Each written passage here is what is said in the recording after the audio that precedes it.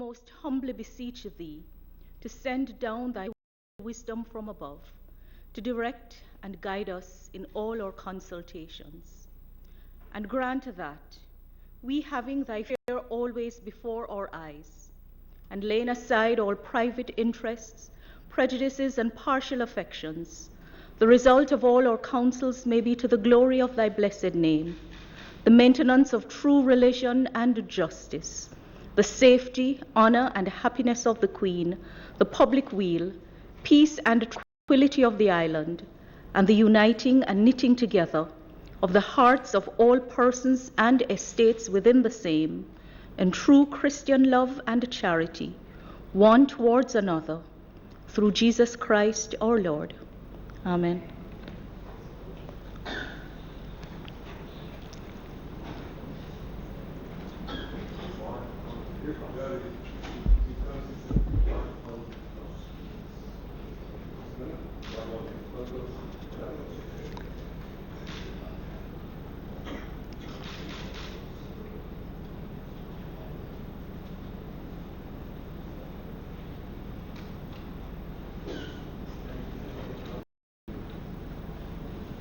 Be seated, please.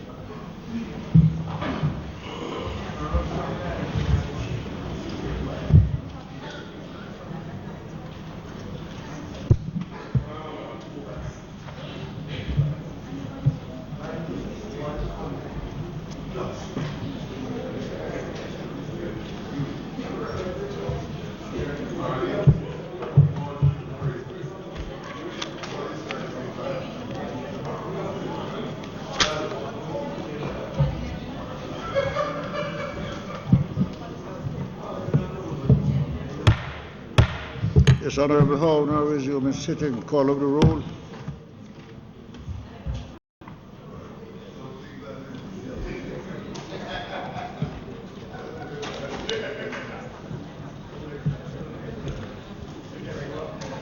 Mr. Whittle, Mr. Samuda, Mr. Holness, Dr. Clarke, Mr. Shaw, Dr. Chang, Mr. Montego, Ms. Grange, Mr. Henry, Mr. Bartlett, Ms. Hensley, Mr. Samuda, Mr. Chuck, Mr. Darrell Vaz, Mr. Warmington, Mrs. Robinson, Mr. Hutchinson, Dr. Tufton, Mrs. Williams, Mrs. Malahoo Fort, Mr. Spencer, Mr. Green, Mr. Terry Long, Mr. Montego, Mr. Main, Mr. Arscott, Mr. Azan,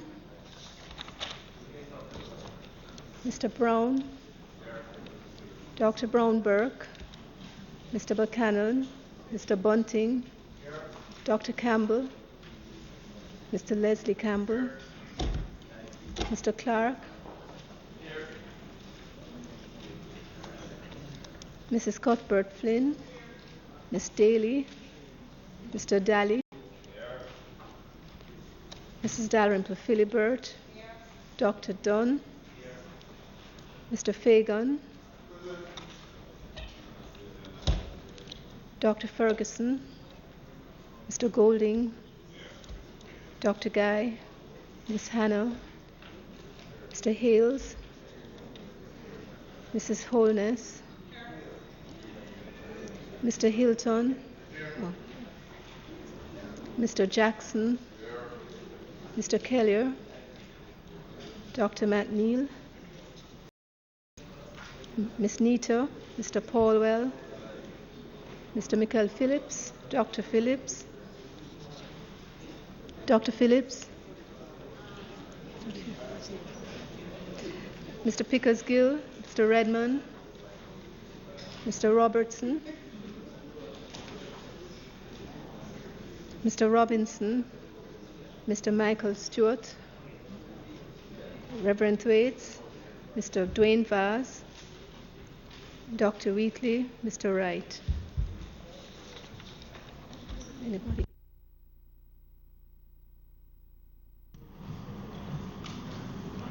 Statements by ministers.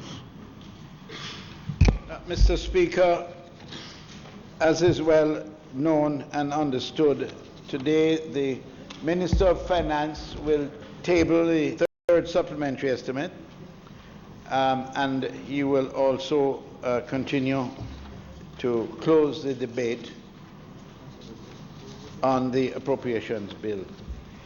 In addition, Mr. Speaker, it is my intention at a later stage to give notice of the sectoral debate when it will commence, and also the question of the presentation of bills without leave of the House. First obtained, I will deal with the matter of the Human Employment and Resource Training Amendment Act 2019. That is our agenda for the day, Mr. Speaker. Mr. Speaker, I have to inquire, in light of the news today from the Prime Minister that a minister has resigned, whether or not we should anticipate a statement in the Parliament. I certainly am anticipating a statement from the Prime Minister on this issue as it affects this important ministry at this important time, and it is usually reported to the Parliament. Normally it's the leader of government business who would report who has changed portfolio assignment. But I want to know whether or not there's going to be a statement today as it is expected by the country. Mr. Paul. Well, Mr. Speaker, I'm not so aware, Mr. Speaker. I've not been made aware of that at this time. However, the Prime Minister will be attending Parliament today, and it is undoubtedly his intention to apprise the government and the people of Jamaica on exactly what measures will be undertaken by him to lead and continue the work of the Ministry of Education at the highest efficiency level. Announcements. Let me take this opportunity to welcome a number of visitors in the gallery, friends, family and officials, the Minister. We welcome you to Parliament today. I hope you enjoy yourself. Yesterday we had a number of cell phones going off, I would say ringing in the gallery.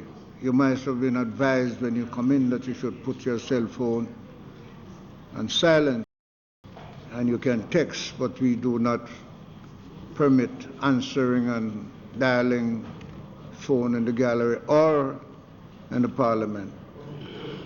Mr. Phillips. Mr. Phillips. Mr.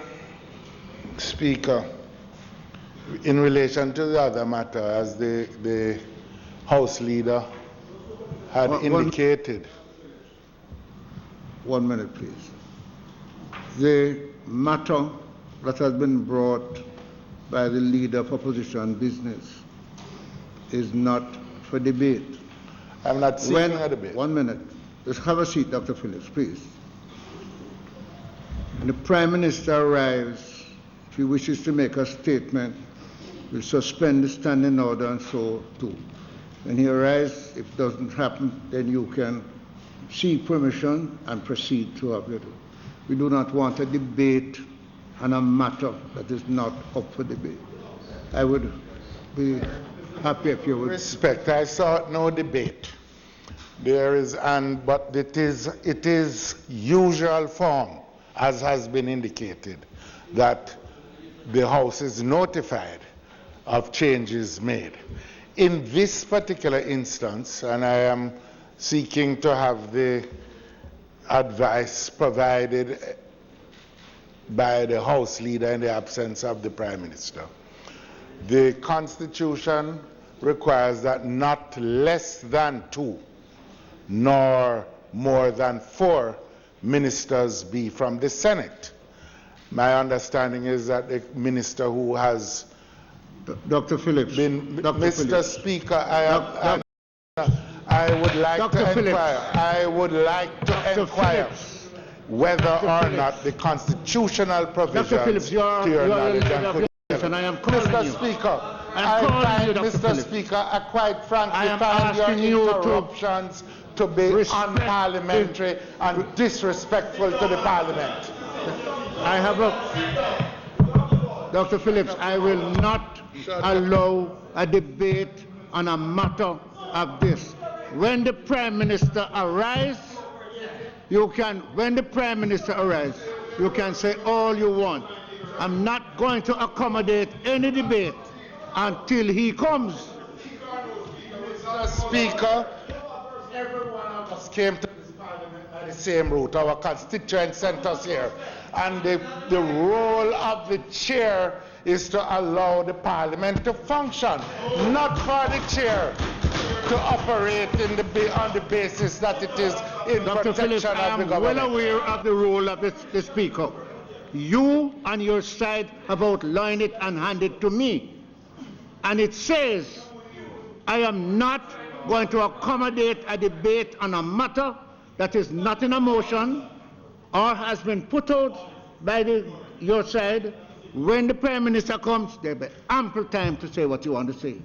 So I'm going to ask that we proceed. Let me tell you again, we are not seeking a debate. I inquired for some information, as is my right. And you have been so advised by the Leader of Government Business.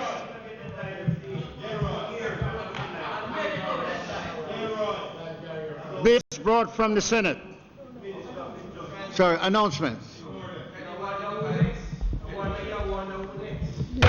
Order, please.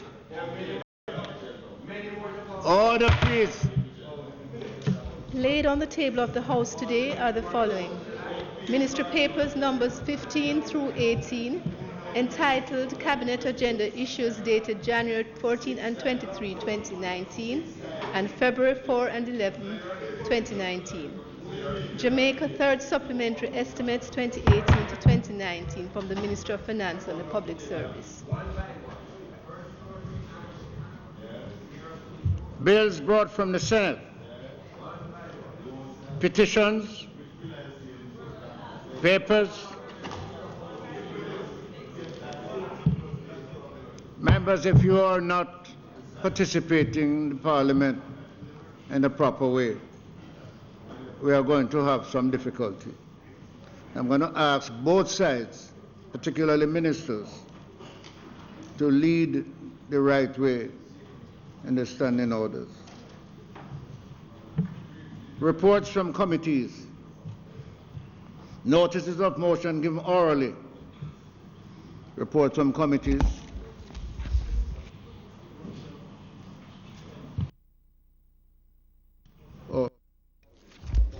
Notices of motion given orally. Yes.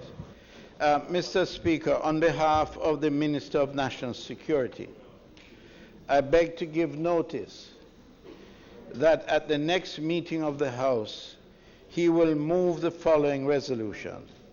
Be it resolved that this Honourable House of Representatives approve the plans and programs being pursued by the government in respect of ministries which were not included in the debate on the appropriations bill, and further approve the policy projections as announced by the financial year for the financial year 2019-2020.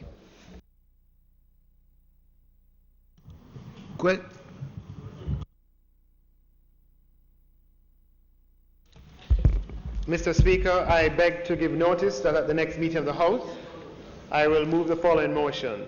Be it resolved that the third supplementary estimates for the financial year ending March 31st, 2019, which was laid on the table of the House on the 20th day of March 2019, be referred to the Public Administration and Appropriations Committee of the House of Representatives for consideration and report. Mr. Speaker, I further beg to give notice that at the later stages today, I will move for the suspension of the standing orders to enable me to take this motion.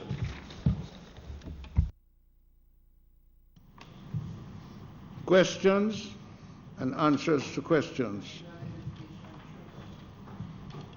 Motions that may be made at the commencement of public business requiring notice. Motions relating to the sittings of the House. Motions for leave to introduce bills.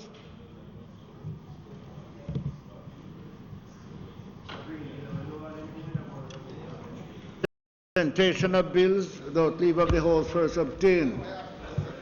Mr. Speaker, I now move to introduce and have read a first time a bill shortly entitled the Human Employment and Resource Training Amendment Act 2019. A bill shortly entitled the Human Employment Resource Training Amendment Act 2019, read a first time.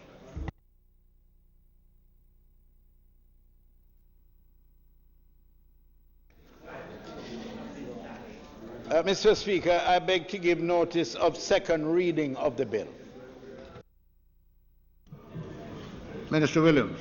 Mr. Speaker, I now move to introduce and have read a first time a bill shortly entitled the Information and Communications Technology Authority Act 2019. A bill shortly entitled the Information and Communications Technology Authority Act 2019, read a first time. Mr. Speaker, I beg to give notice of second reading of the bill.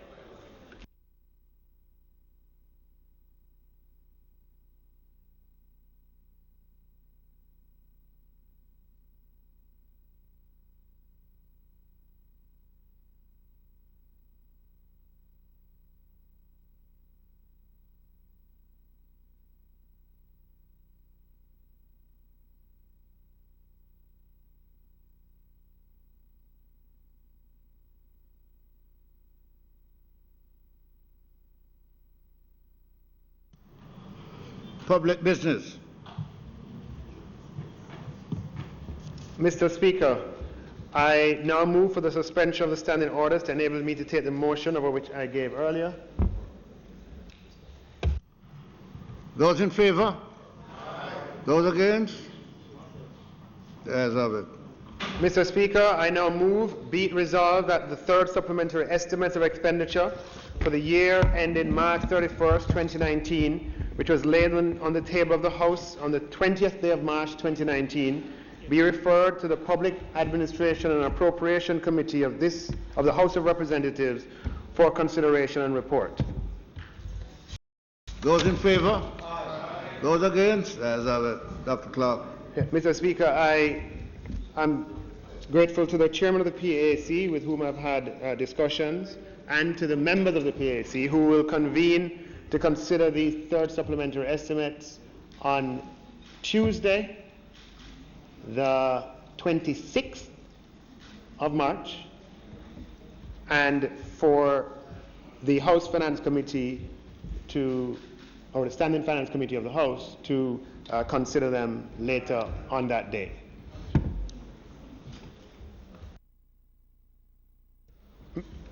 Mr. Speaker, I now ask that with respect to the Appropriation Act 2019, that we conclude debate on the bill and then ask that it be read a second time.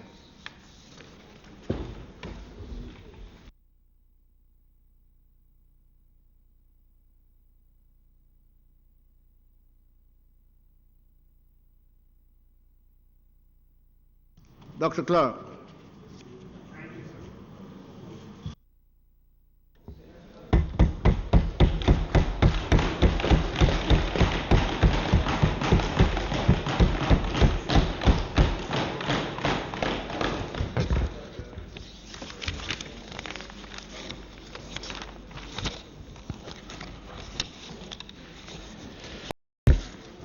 Mr. Speaker, I rise to give the closing contribution to the debate on appropriation bill for 2018. I once again, Mr. Speaker, thank the staff at the Ministry of Finance and the Public Service and for the agencies in the Ministry of the Public Service for their commitment and dedication to their jobs and for the excellence in the performance of their duties.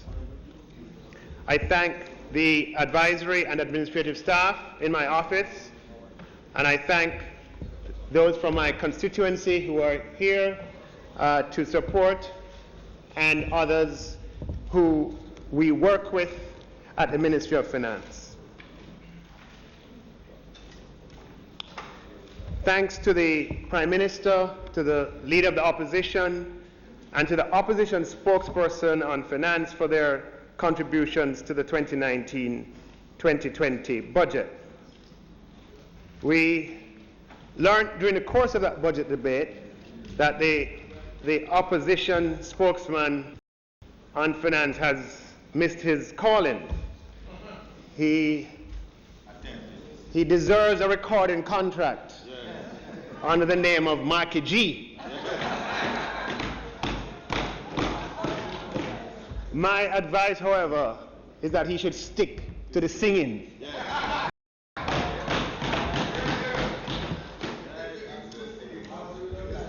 Thanks to the members of Parliament on both sides of the aisle for your participation, even if some of the forms of expression are at variance with the wishes of the Speaker. Thanks to the Speaker, a trade union leader, a former Minister of Government, a living legend who continues to serve Jamaica with distinction. Thank you for the Thank you for the way in which you presided over these debates. And I have a feeling I might need your help today. No. Huh? No. I'm just Thanks once again to the outstanding parliamentary staff for your usual professional service. Thanks to members of the media and civil society for your participation in this debate and for making your voices heard in print, social, and electronic media. My presentation in this closing budget presentation will begin with a summary of the budget, followed by addressing certain inaccuracies which I'll characterize as misguided from the opposition, addressing other comments, incorporation of some of the suggestions made, and I'll end with some concluding remarks. Mr. Speaker, Jamaica is fortunate to have a robust and vibrant democracy.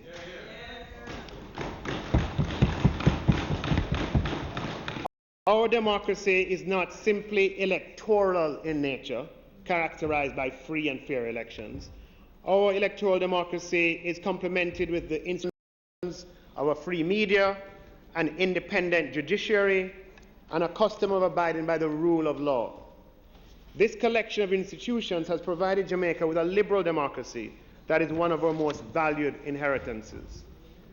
Mr. Speaker, Jamaica is one of very few countries in the world which, over the last 75 years, has had an unbroken record of continuous democratic elections under universal adult suffrage, and at the same time, over those 75 years, having liberal institutions of a free media and an independent judiciary, and over those 75 years, no coups, juntas, dictatorships, or anything, not even attempts of that kind.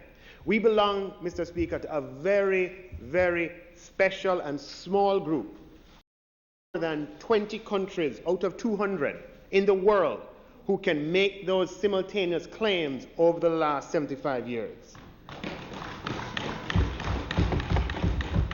For Jamaica, Mr. Speaker, for example, has had unbroken universal adult suffrage decades ahead of Australia and Brazil, Canada and Chile, Colombia, India, Japan, Portugal, Switzerland, Spain, and many, many other countries.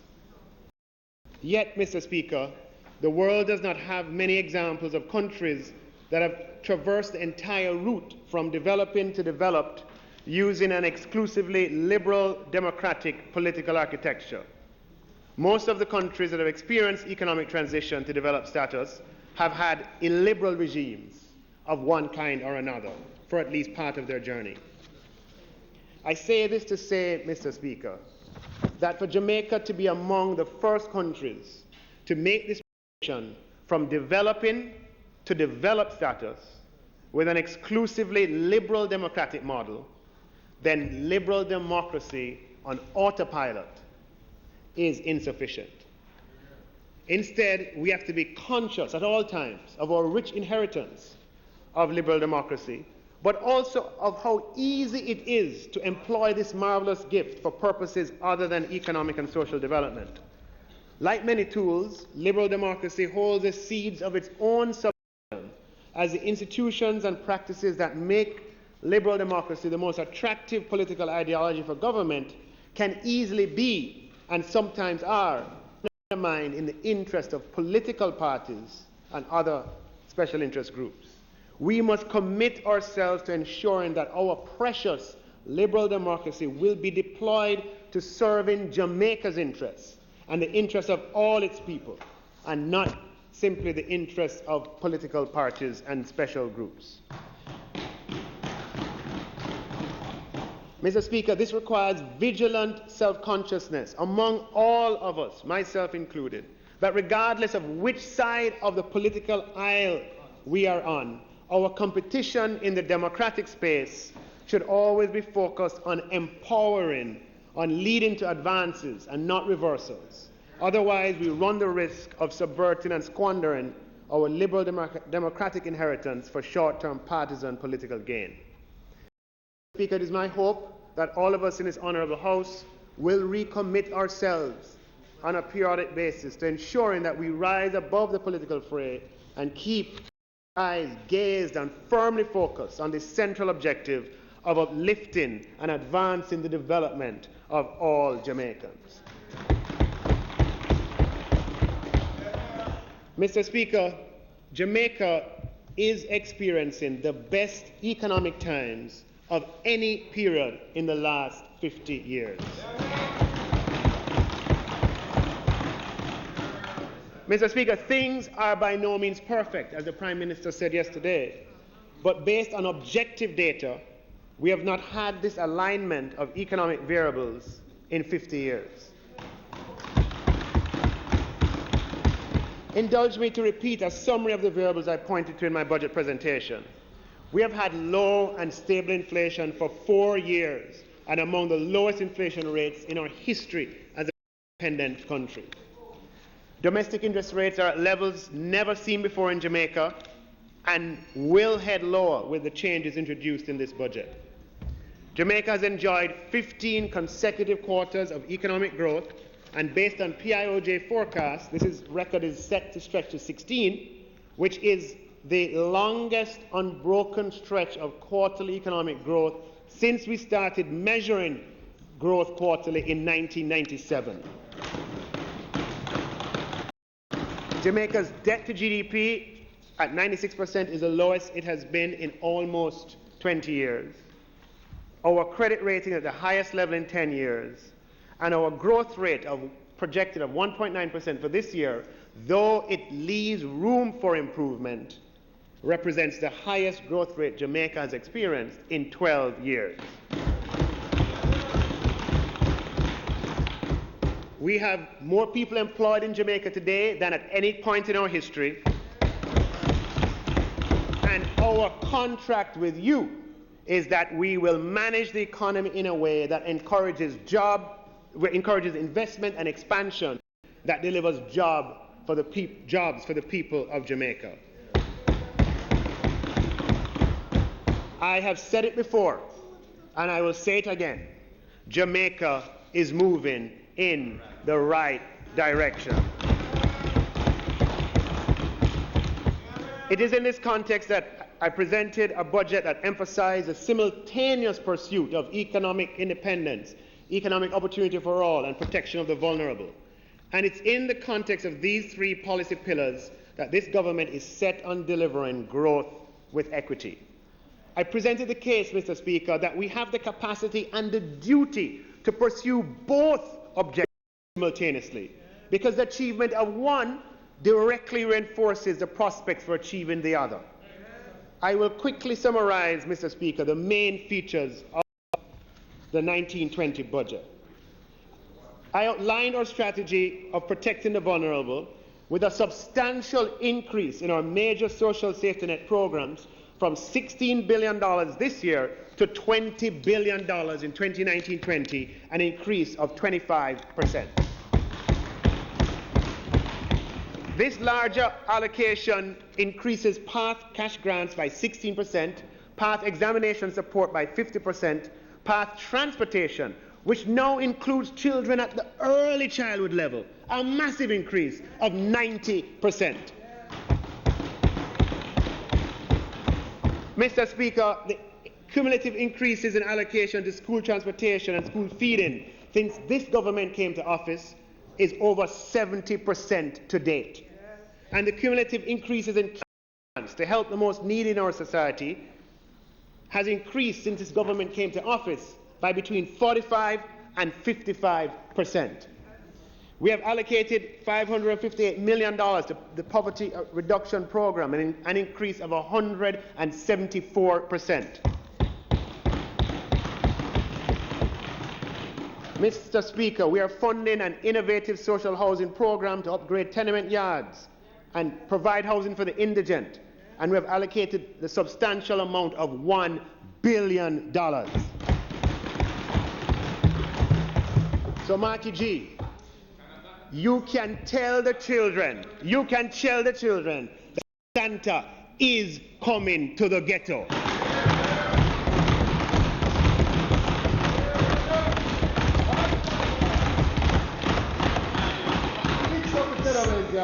See him there, Santa Samuda.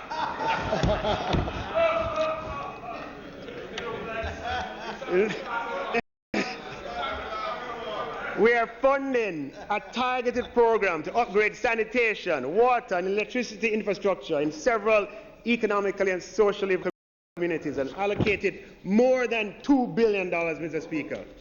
Mr. Speaker, national security is of universal concern to every Jamaican. We have allocated the largest capital budget for national security in Jamaica's history, a total of $20 billion, an increase of 62% or $7.5 billion over last year. And this increased expenditure will fund renovation of 60 police stations for $1 billion. The Prime Minister spoke yesterday, a renovation of 100 police stations through NHT, $1.8 billion for 1,000 police cars, $11.8 billion to protect our borders. Mr. Speaker, this substantial increase on security means more mobility, more patrols, more efficiency, less opportunity for criminals, and a safer society for our people. Mr. Speaker, there are also considerable increases for rural infrastructure. Agriculture is the lifeline of rural Jamaica. When agriculture grows, Jamaica grows. Mr. Speaker, there's a direct link between agricultural vitality and reduction in poverty levels. So, Marky G, Santa is not just going to the ghetto.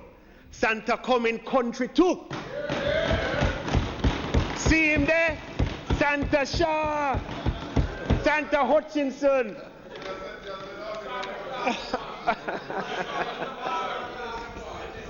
Result, Mr. Speaker.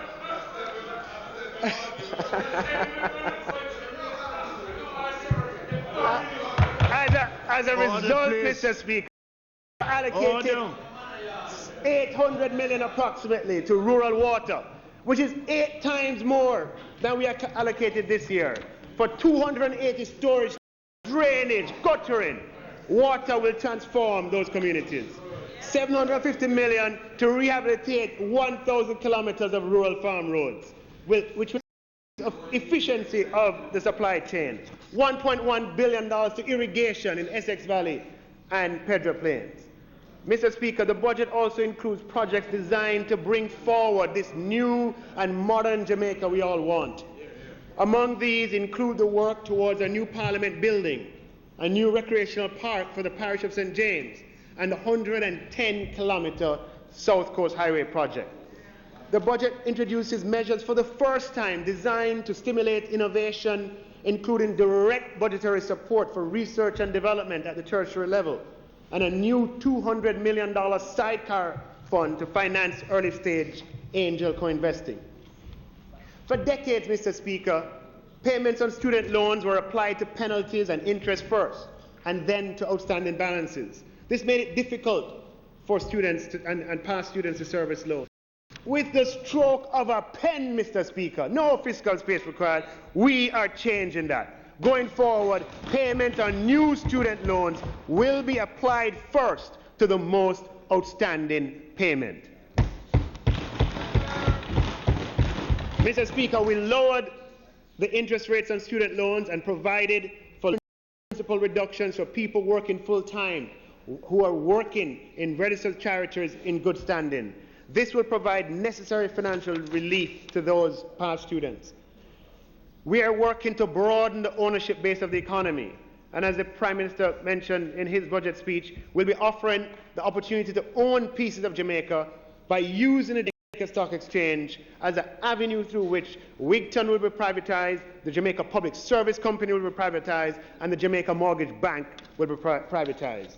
These IPOs will be bottom-up distribution, ensuring that all small applications are filled before allocations made in favor of larger applications.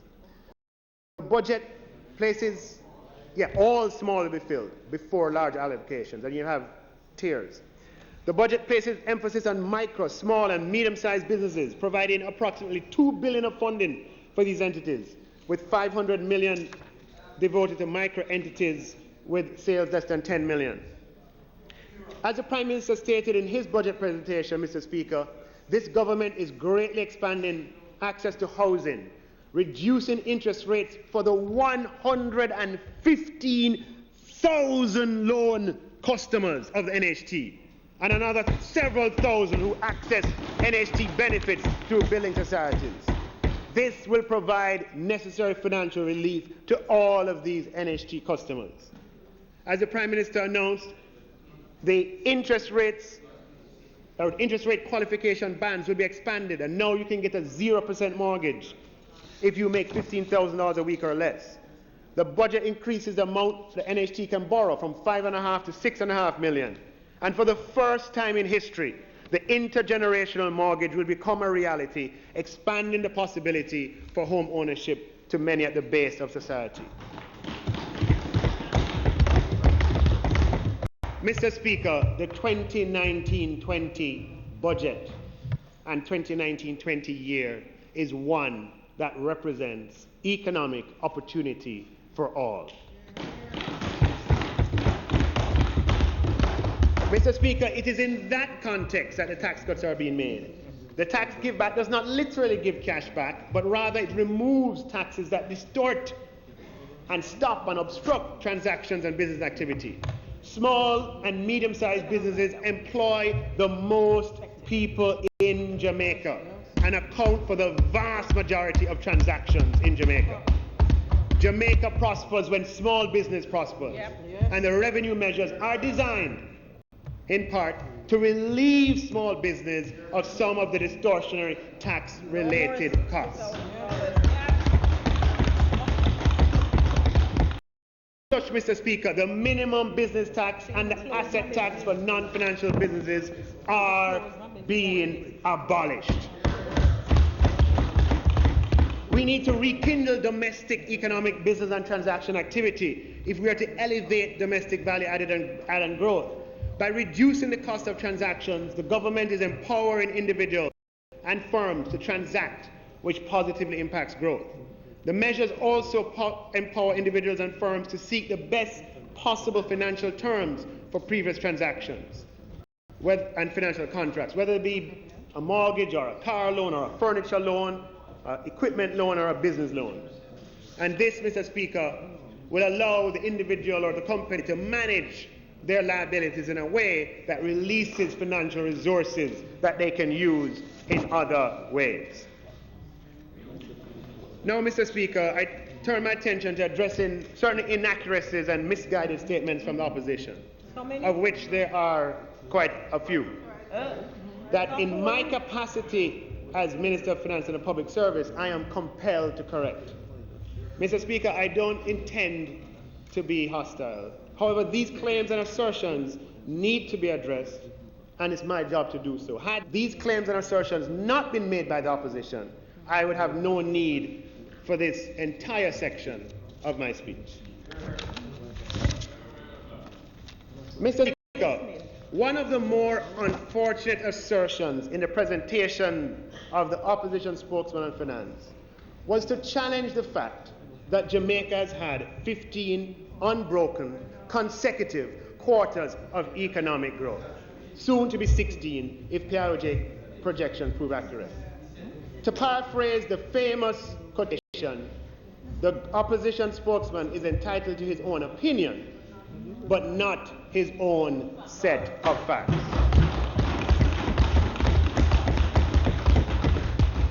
Here is a report from Staten, Mr. Speaker. Here it is, there it is, you can see it. Quarterly Gross Domestic Product Report, September 2018. That shows 15 consecutive quarters of economic growth, along with the rate of growth for each quarter on page 14. Now bring, if you can read it, Mr. Speaker, let us count. Quarter 3, 2018, 1. Quarter 2, 2018, 2. Quarter 1, 2018, 3. Quarter 4, 2017, 4. All of them, caught 3, 5, 6, 7, all the way. 15 consecutive quarters of economic growth. The member is entitled to his opinion, but not his own set of facts. Mr. Speaker, this is the longest period of quarterly economic growth that Jamaica has experienced since we started measuring growth in 1997.